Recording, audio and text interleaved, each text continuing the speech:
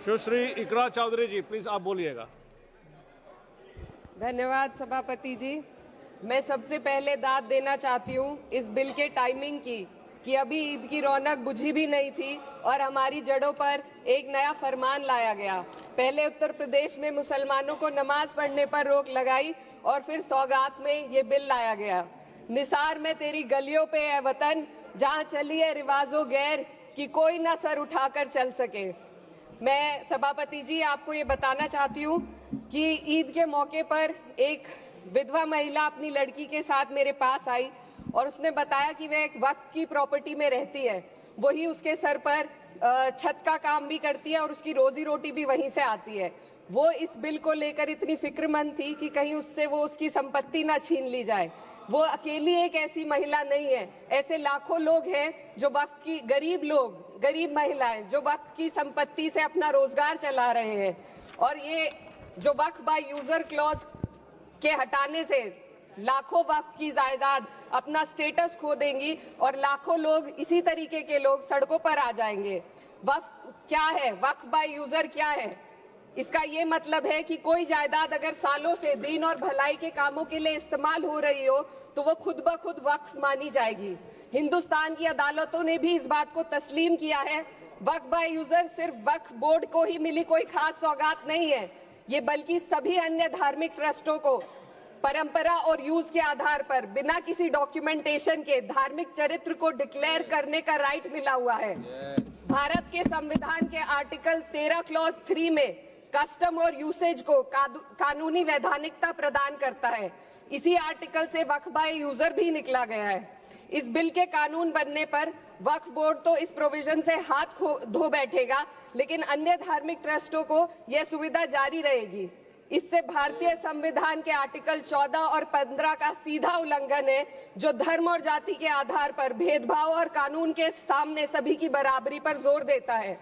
मैं इसके साथ के लोग जो एक दूसरे की पीठ थपथपा रहे हैं कि वक्फ बाय यूजर का जो अमेंडमेंट इन्होंने दिया उसको एक्सेप्ट कर लिया गया है, लेकिन इनकी शरारत यह है कि उसके साथ ही एक ऐसा प्रोवाइजो इसमें शामिल किया गया जिसके आधार पर यह कहा गया है कि अगर कोई भी वक्फ की संपत्ति विवादित हो तो वो अपना वक्फ स्टेटस खो देगी।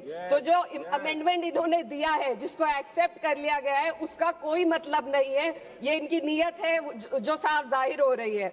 सोने पर सुहागा एक काम और किया है, सरकार ने वक्फ की कानून के सेक्शन 107 को हटाकर लिमिटेशन एक्ट में 12 साल तक ही किसी के खिलाफ अदालत में जाने का प्रोविजन है। सेक्शन 107 में बोर्ड को लिमिटेशन एक्ट से राहत मिली हुई थी। वक्फ बोर्ड कभी भी अवैध कब्जाधारियों के खिलाफ अदालत जा सकता था। अगर ये सेक्शन ना हो तो अवैध कब्जा करने वाले लोग कानूनी प्रक्रिया का फायदा उठाकर वक्फ की प्रॉपर्टी को हड़प सकते हैं। अन्य धार्मिक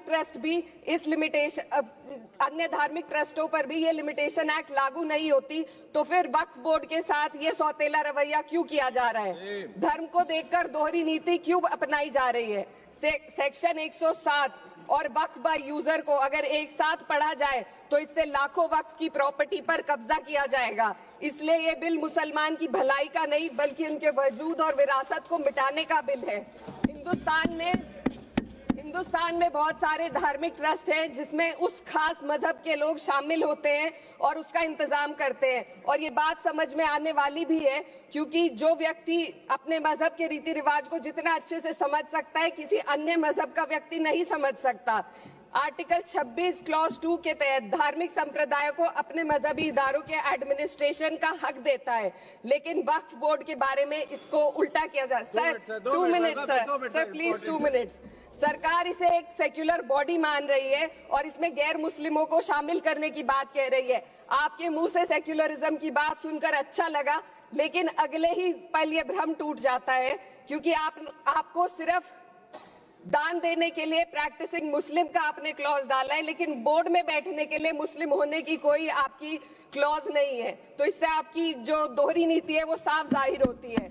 ये वही सरकार है जिसने राम जन्मभूमि ट्रस्ट में ये लिख दिया कि जिला अधिकारी भी अगर होगा तो हिंदू होना चाहिए। कोई मुझे बताए कि वहां पर सेक्युलरिज्म का रस क्यों नहीं घोला गया? सर आखिर में मैं अपनी बात को खत्म करने से पहले महिलाओं का मुद्दा बार बार उठाया जा रहा है। सरकार का कहना है कि बोर्ड में मुस्लिम महिलाओं को रिप्रेजेंटेशन देंगे। इस कानून से पहले भी मुस्लिम महिलाएं बोर्ड में मेंबर रह चुकी हैं और मिनिमम 2 का प्रोविजन था, उससे ज्यादा भी हो सकती थी। सर, मैं ये कहना चाहती हूँ कि सरकार ने महिलाओं के लिए ऐसा कौन सा नया काम किया जिसका ढिंडोरा सरकार का हर सदस्य पीट रहा है। इस बात की तायद अगर आपकी तरफ से कोई मुस्लिम महिला करती तो हम उसका यकीन भी करते, लेकिन अफसोस आपकी इतनी लंबी कतार में एक भी मुस्लिम महिला नजर नहीं आती है। वतन में हम सिर्फ 2 महिलाएं हैं और उस नाते से मैं ये बात कहना चाहती हूँ कि इस बिल के माध्यम से मुस्लिम महिलाओं को कुछ नहीं मिल रहा है, ये हमें कुछ नहीं देना चाहते, सिर्फ टोकनिज्म हमारे नाम पर बनाकर एक नैरेटिव मीडिया में चलाना चाहते हैं। तो ये बिल मुसलमान की भलाई का नहीं, उनकी पहचान को मिटाने का है। सर, अंत में मैं बस यही कहना चाहती हूँ कि कागजों की कैद में बस नाम रह जाएंगे, वो जो हमारे थे सिर्फ दावे में रह जाएंगे। इस बिल के द्वारा मीठी ईद के जायके को कड़वा करना, यही असली सौगाते मोदी था।